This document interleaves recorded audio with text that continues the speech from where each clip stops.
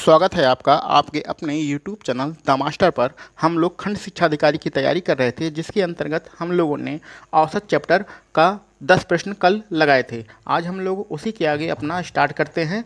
तो चलिए देखते हैं बिना टाइम वेस्ट किए आज का अपना औसत चैप्टर का 11वां प्रश्न। तो 11वां प्रश्न हमारा कह रहा है 23A + 23B बराबर 115। तो इसको हम लोग पहले लिख लेते हैं। हमारा दिया गया है 23A + 23B बराबर 115। तो हमें A + B का औसत मान क्या होगा ये निकालना है। A + B औसत मान निकालने के लिए पहले A + B पता होना चाहिए। तो क्या करिए, 23 का सब में भाग कर दीजिए। तो यहाँ पर जरा अंदाज़ा लगाते हैं। 20 का 5 गुना करेंगे तो 100 आता है, 3 का 5 गुना करेंगे तो 15 आता है। यानी 23 से लगभग ये 5 बार कट जाएगा, लगभग क्या पूरी बार 5 बार कट जाएगा। तो A + B बराबर 5 आता है। अब दो संख्याओं का औसत क्या होता है, दोनों संख्याओं को जोड़ दीजिए। तो जोड़ तो पहले से ही है और 2 का भाग कर दीजिए। तो इस प्रकार यहाँ पर अगर 2 का भाग किया है तो 5 में भी 2 का भाग कर देंगे। तो 5 में 2 का भाग करेंगे, आपका आंसर आएगा 2.5। तो ये तो अब बड़ा आसान सवाल था, कोई इसमें ज़्यादा दिक्कत की बात नहीं थी। आपके 2.5 ऑप्शन नंबर ए है। ऑप्शन नंबर ए पे टिक लगा के हम लोग आगे बढ़ जाएंगे। ठीक है, कोई दिक्कत की बात इसमें थी नहीं। अगला प्रश्न देखते हैं। हमारा 12वां नंबर का प्रश्न है। 12 नंबर में दिया है प्रथम 10 प्राकृतिक संख्याओं के वर्गों का औसत क्या होगा। तो आप इसका पहले फार्मूला ध्यान से देख लीजिए कि प्रथम n प्राकृतिक संख्याओं के वर्गों का औसत।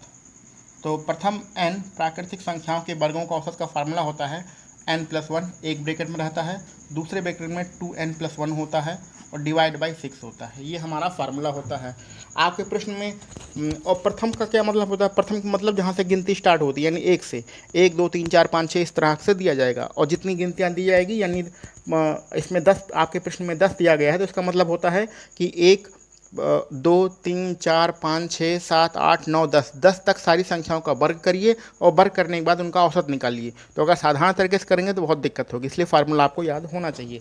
इसमें n का मान हर जगह 10 रख देते हैं, 10 रख के यहीं पर सॉल्व भी कर लेते हैं। यहाँ 10 रखेंगे n का मान और +1 करेंगे तो कितना हो जाएगा आपका 11। यहाँ n का मान 10 रखेंगे, 2 गुणा करेंगे 20 हो जाएगा और 20 और 1 कितना हो जाएगा 21 और डिवाइड बाई 6 करेंगे। इसको आप कैंसिल आउट कर लीजिए, 3 से 3 दूनी 6, 3 सत्ते 21, 7 के इसमें मल्टीप्लाई करते हैं, 7 एकम 7, 7 एकम 7 70 रहेगा, नीचे 2 रहेगा, 2 का भाग कर देंगे तो 2 तिहाई होगा, 2 तिहाई 6 और 2 अट्ठे 16 और 2 पंचे 10, यानी कि 38.5। 38.5 ऑप्शन नंबर आपका आ रहा है बी, यानी ऑप्शन नंबर बी हमारा सही रहेगा। ऑप्शन नंबर बी पे टिक लगा के हम लोग आगे बढ़ जाएंगे। चलिए देखते हैं अपना 13 नंबर का प्रश्न। 13 नंबर के प्रश्न में कह रहा है कि प्रथम 10 विषम संख्याओं के वर्गों का औसत क्या होगा। तो इसका भी फार्मूला आपको याद रखना चाहिए कि प्रथम n विषम संख्याओं के वर्गों का औसत, वर्गों का औसत। तो जो प्रथम n विषम संख्याओं के वर्गों का औसत का फार्मूला होता है 4n² - 1 डिवाइड बाई 3। इस चीज़ को हमेशा रख लीजिएगा। इससे पहले यहाँ पर विषम नहीं लिखा था, सिर्फ संख्याएं लिखी थी। प्रथम n संख्याओं के वर्गों का औसत, तो ये पिछले प्रश्न में था, इसमें है विषम। तो अगर विषम संख्याएं दी गई हों, प्रथम का मतलब होता है शुरुआत से, यानी कि आपके इस प्रश्न में कितना लिखा है 10। तो 10 विषम संख्याएं कौन कौन सी होती हैं आपकी? 10 विषम संख्याएं अगर 1 से स्टार्ट करेंगे तो 1 होगा, 3 होगा, 5 होगा, उसके बाद 7 होगा, फिर 9 होगा और फिर 11 होगा। इस तरह से 10 संख्या हम लिख लेंगे, सबका वर्ग करेंगे और वर्ग करने के बाद हम लोग उनका औसत निकालेंगे, जोड़कर औसत निकालेंगे। तो ऐसा करेंगे तो बहुत कठिन हो जाएगा, इसलिए ये आपका फार्मूला आपको याद रखना चाहिए। इस फार्मूले में आप डायरेक्ट मान रख दीजिए। n का मान यहाँ 10 दिया गया है तो यहाँ पर 4 और n का मान यहाँ 10 रखेंगे, 10 का वर्ग करना है तो 10 का वर्ग करेंगे तो 100 हो जाएगा, माइनस के 1 और डिवाइड बाई 3।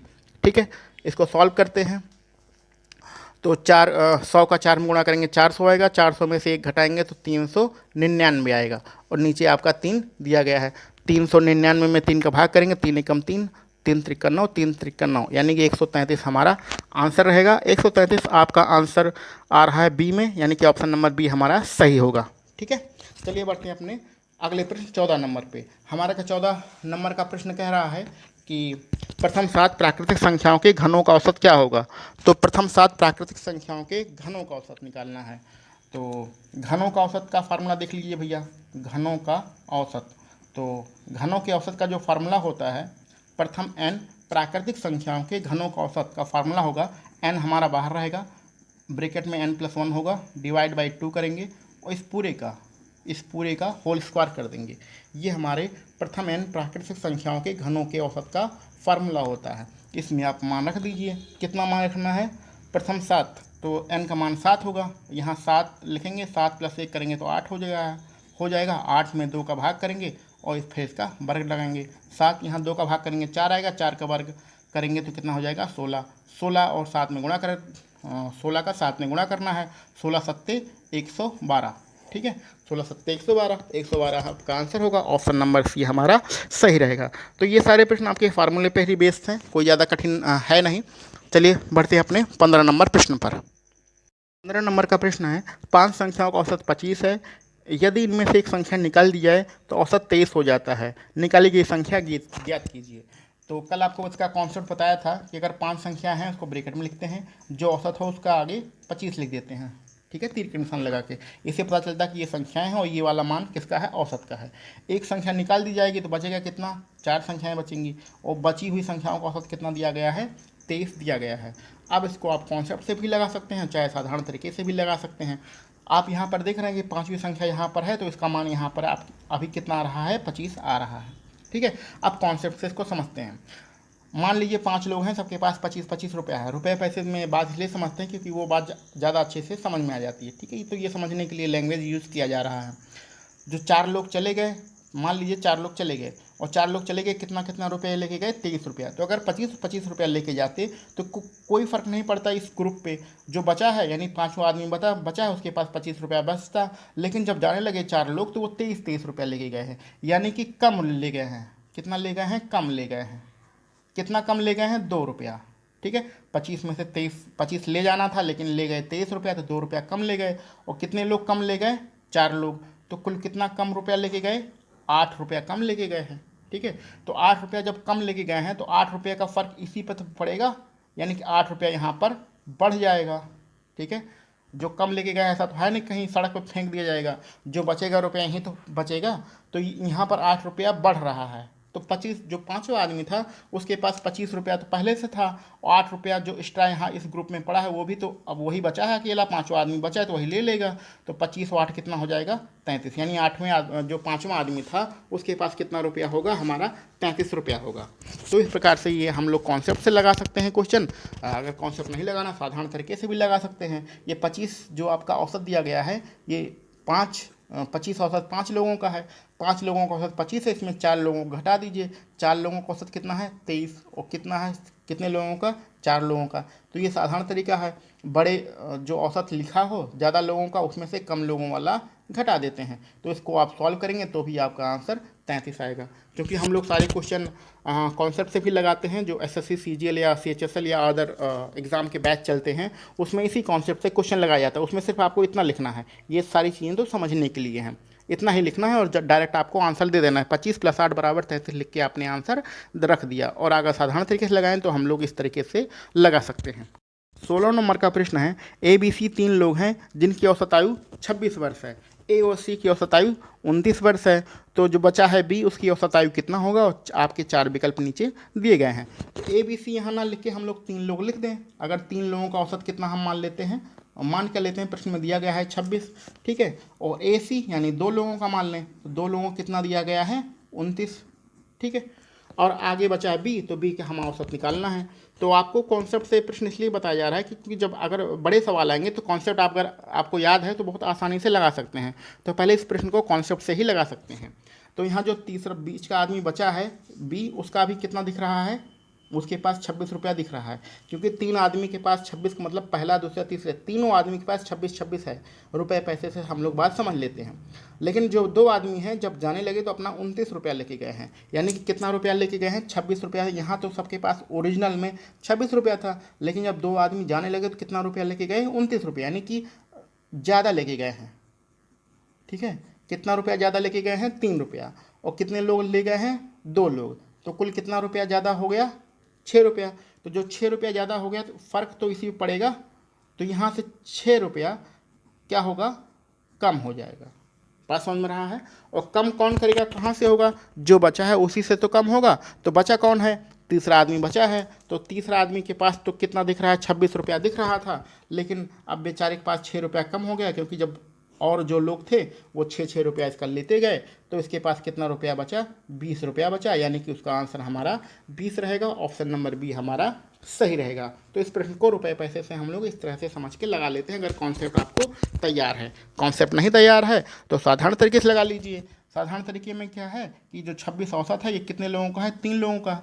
आप कम वाला घटा दीजिए, 29 औसत है, कितने लोगों का है, 2 लोगों का। ज़्यादा लोगों वाले ग्रुप में कम लोगों वाला ग्रुप घटा देते हैं। तो साधारण तरीके से भी आप इसको सॉल्व कर लीजिएगा, आपका आंसर 20 आ जाएगा। हम लोग मतलब कॉन्सेप्ट से ही सॉल्व करते हैं, क्योंकि बड़ी परीक्षाओं में कॉन्सेप्ट का ही ध्यान दिया जाता है। इस तरह से ज़्यादा गुणा भाग पर हम लोग ध्यान नहीं देते हैं। ठीक है, चलिए बढ़ते हैं अपने अगले प्रश्न पर। 17 नंबर का प्रश्न है, 60 मानों का औसत 40 है और 40 मानों का औसत 60 है, सभी मानों का औसत क्या होगा। तो चलिए देखते हैं। 60 मानों का औसत यानी कि यहाँ 60 मान हैं, इनका औसत कितना है, 40 है। ये समझने के लिए है, ये संख्याएं हैं, ये औसत है। और आगे प्रश्न में उसका उल्टा लिख दिया गया है, 40 मानों का औसत कितना लिख दिया गया है, 60 लिख दिया गया है। तो सभी मानों का औसत क्या होगा। तो इसको कॉन्सेप्ट से भी लगा सकते हैं, साधारण तरीके से भी लगा सकते हैं। चलिए इसको साधारण तरीके से ही लगा लेते हैं। ठीक है, कॉन्सेप्ट के पीछे ज़्यादा समय अपना वेस्ट नहीं करते हैं। तो क्या करते हैं, हमें टोटल सबका दोनों का निकालना है। दोनों को निकालने के लिए इनका टोटल करके टोटल से हम भाग कर देंगे। तो क्या करेंगे, 60 मान है, इनका औसत 40 है, यानी कि 60 लोग हैं और सबके पास कितना रुपया है, 40 रुपया है। यहाँ पर 40 लोग हैं, सबके पास कितना है, 60 रुपया है। तो इन दोनों के पास कुल कितना रुपया है, कुल कितना रुपया है निकालने के लिए 60 मल्टीप्लाई बाई 40 करना पड़ेगा, प्लस इनके पास टोटल कितना है निकालने के लिए 40 मल्टीप्लाई 60 करना पड़ेगा। और हमें निकालना है औसत, तो औसत निकालने के लिए क्या करना होता है, जितनी संख्याएं होती हैं उसका भाग करते हैं। तो कितनी संख्याएं, यहाँ 60 संख्याएं, यहाँ 40 संख्याएं हैं, तो यानी 60 + 40 का आप भाग कर देंगे। ठीक है, इसको आप सॉल्व कर लेते हैं। इसको मल्टीप्लाई करेंगे, 6 चौक 24 और 2 जीरो पीछे रहेगा। यहाँ भी 6 चौक 24 हो जाएगा और 2 जीरो पीछे रहेगा। और ये 60 और 40 आप ऐड करेंगे तो आपका आ जाएगा 100। ठीक है, इसको जोड़ देंगे तो कितना हो जाएगा, 4800, नीचे रहेगा 100।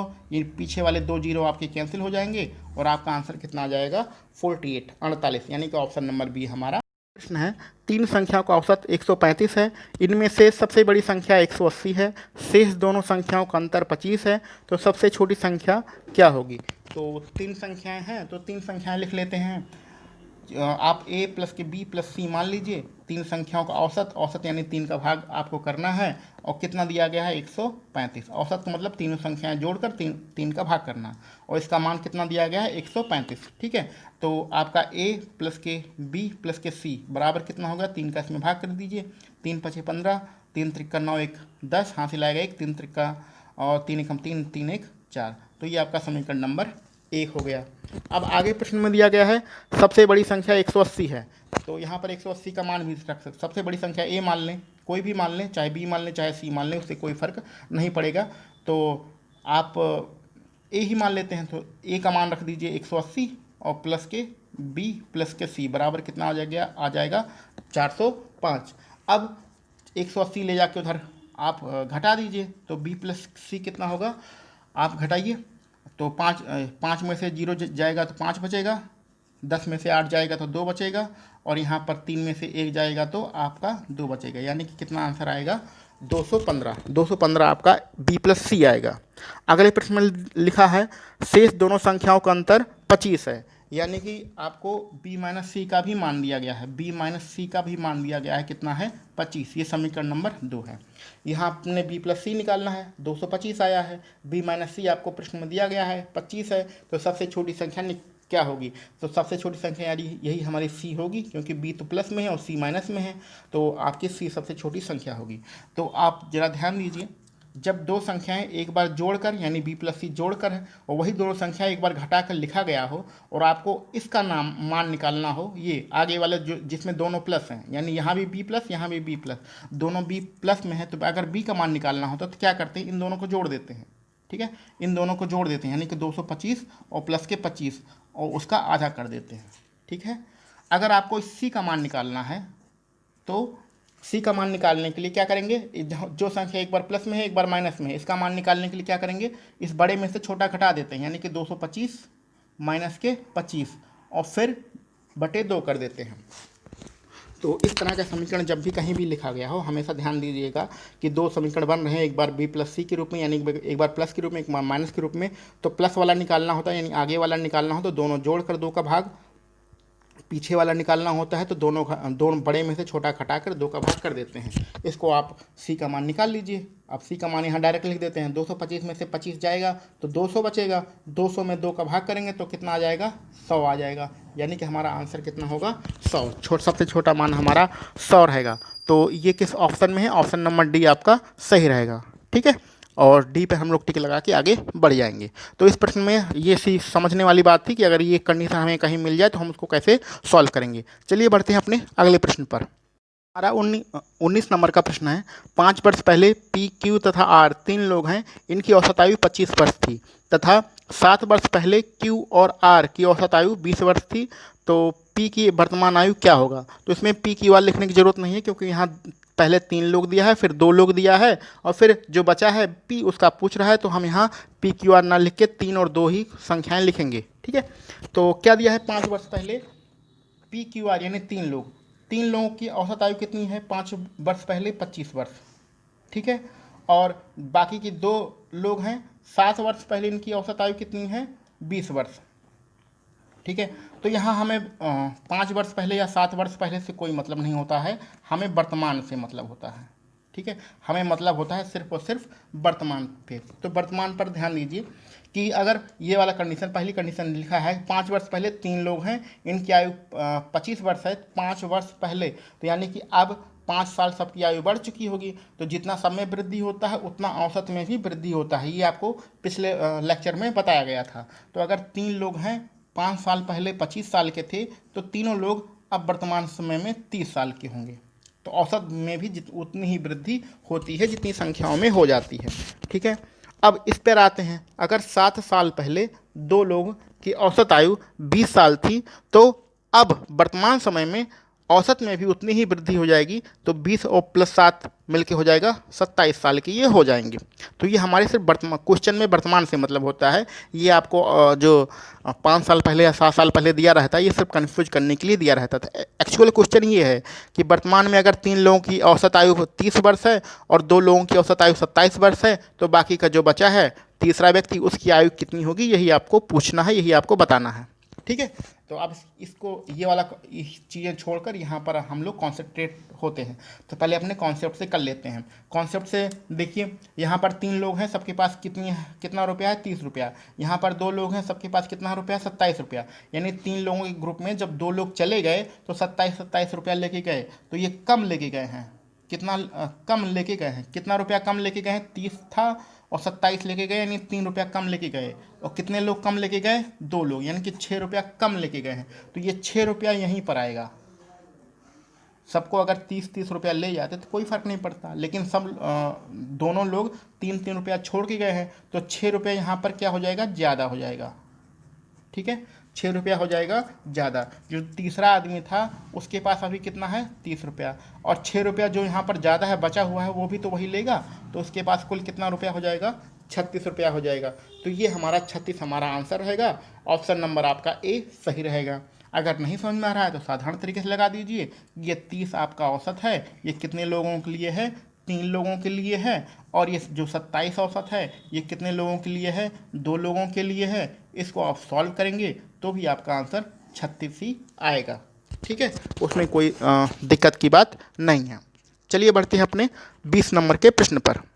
20 नंबर का प्रश्न कह रहा है 10 संख्याओं का औसत 30 है, और तो इसको लिख लेते हैं पहले, फिर आगे पढ़ते हैं। 10 संख्याओं का औसत प्रश्न में दिया गया है 30, यानी कि जितनी भी संख्याएं सबके पास 30 रुपया है, यानी 10 लोग हैं, 1 2 3 4 सबके पास 30 रुपया, ऐसा समझ लेते हैं। बाद में पता चलता है कि 2 संख्याएं जो 15 और 23 के स्थान पर गलती से 51 और 32 लिख दिया गया है, तो सही औसत क्या होगा। तो हमारा जो सही था उसको यहाँ कॉलम लिखते थे, जो गलत था यहाँ पर कॉलम पे लिखते थे। तो सही क्या लिखना था, 15 और 23 आपको लिखना था, लेकिन आपने गलती से क्या लिखा, 51 लिख दिया और 32 लिख दिया। ठीक है, ये आपने लिख के चले आए। तो पहले इसको जोड़ लेते हैं। तो उसमें देखिए दूसरी प्रश्न की दूसरी लाइन में साफ साफ लिखा है कि आपको 15 और 23 के स्थान पर, यानी 15 23 सही था, ये सही लिखना था, लेकिन गलती से आप 51 और 32 लिख के आए हैं। तो गलत वाला जो है उसको अलग लिख लिया और सही वाला जो है उसको अलग लिख लिया। तो पहले इसको जोड़ लेते हैं। तो अगर सही वाला जोड़ते तो 5 3 8 होता और 2 1 3 होता, यानी 38 टोटल हमारा होता। लेकिन गलत की जहाँ से यहाँ 3 हो गया और यहाँ 8 हो गया। तो 38 जहाँ पे हम 83 लिख के चले आए हैं। तो जब 83 लिख के हमने आंसर निकाल लिया तो आंसर कितना आया हमारा, 30 आया। लेकिन एक्चुअल में तो हमें ये लिखना था, तो ये लिखते तो कुछ ना कुछ तो कमी हो जाता, क्योंकि अब पहले जब 83 लिखा था तो हमारा आंसर 30 आ रहा है। अब अगर 38 लिखेंगे तो कुछ ना कुछ आंसर तो कम ही होगा। तो कितना कम होगा वही हम लोग को निकालना है। ठीक है, तो देखिए आपको साधारण तरीके से क्वेश्चन नहीं करना है, सीधे सीधे ऐसे करना है कि 83 आपने लिखा था जो कि गलत है, आपको लिखना कितना है, 38 लिखना है। ठीक है, तो 83 की जहाँ पर अगर 38 लिखेंगे तो हमारा कितना कम हो जाएगा, यही हम निकाल लेंगे। तो घटाइए, यहाँ 13 हो जाएगा, 13 में से 8 जाएगा 5 बचेगा। ठीक है, और यहाँ पर बचा 7, 7 में से 3 गया 4, यानी कि 45 आपका क्या हो जाएगा, कम हो जाएगा। अगर 83 को हटाकर आप 38 लिखेंगे तो 45 आपका कम हो जाएगा। तो 45 जब कम होगा तो औसत में भी 45 कम हो जाएगा। तो औसत तो यहाँ हमारा 30 है, 30 में 45 थोड़ी कम करना है, ये 45 सब में से कम होगा ना। पर देखिए जल्दबाजी में कुछ गलत हो गया है। आपके पास 10 संख्याएं थीं, आपके पास 10 संख्याएं थीं, तो जो 45 कम करना है, आपके पास 10 संख्याएं थी तो 45 कम से करना है तो 10 लोगों में कम होगा। ठीक है, तो 10 लोगों में कम होगा तो यहाँ 10 रहेगा। ठीक है, 10 का भाग करेंगे, औसत का भाग थोड़ी ना करेंगे। जल्दबाजी में हमने 30 का भाग कर दिया है, तो यहाँ आपका 45 है, 45 में 10 कम करेंगे तो 4.5 होगा। ठीक है, एक बार फिर से समझ लेते हैं। हमारा जो गलत लिखा गया था 83 लिखा गया था, सही कितना लिखना था, 38 लिखना था। तो यानी कि 83 से 38 कितना कम है, 45 कम है। तो जो औसत में भी 45 कम हो जाएगा। तो अभी औसत से मतलब नहीं है, जो 45 कम करेंगे वो सब में से कम करेंगे। तो सब कितने लोग हैं, 10 लोग हैं, तो 45 कम करेंगे 10 में से कम करेंगे तो सबके हिस्से में कितना आएगा, यानी 45 का आप 10 से भाग कर देंगे। तो 45 से आप 10 के भाग करेंगे तो आपके सबके हिस्से में 4.5 आएगा। और 4.5 जो आएगा वो क्या रहेगा, आपका कम रहेगा। ठीक है, 4.5 जो आएगा वो आपका कम रहेगा। तो 4.5 कम कर दीजिए। अभी कितना सबके पास है, अभी सबके पास 30 है, इसमें से 4.5 आप कम कर दीजिए। 4.5 कम करेंगे तो यहाँ 10 लगा दीजिए, यहाँ हो जाएगा 5 और यहाँ हो जाएगा 29, 29 में से 4 जाएगा तो बचेगा कितना, 25। तो यानी कि 25.5 आपका आंसर होगा, क्योंकि सब में से सबके पास अभी कितना रुपया है, तो अभी 30 रुपया है, सब में से 4.5 कम हो जाएगा तो आपका 25.5 बचेगा। ऑप्शन नंबर ए आपका सही रहेगा। तो इस प्रश्न को देख लीजिएगा, जल्दबाजी में यहाँ पहले 30 लिख दिया गया था, 30 नहीं, ये जो कम होगा ये 10 लोगों में कम होगा, क्योंकि हमारे पास 10 ही लोग हैं। ठीक है, तो इस प्रकार आज हमारे पास 10 क्वेश्चन हमने लगाया है। ये हमारा आज का औसत चैप्टर खत्म हो गया है। कल हम लोग कुछ नया चैप्टर स्टार्ट करेंगे। आपको अगर वीडियो अच्छी लगती है तो इसको आप सब्सक्राइब भी कर लीजिए चैनल को, और वीडियो को लाइक भी कर दीजिएगा। ठीक है, धन्यवाद।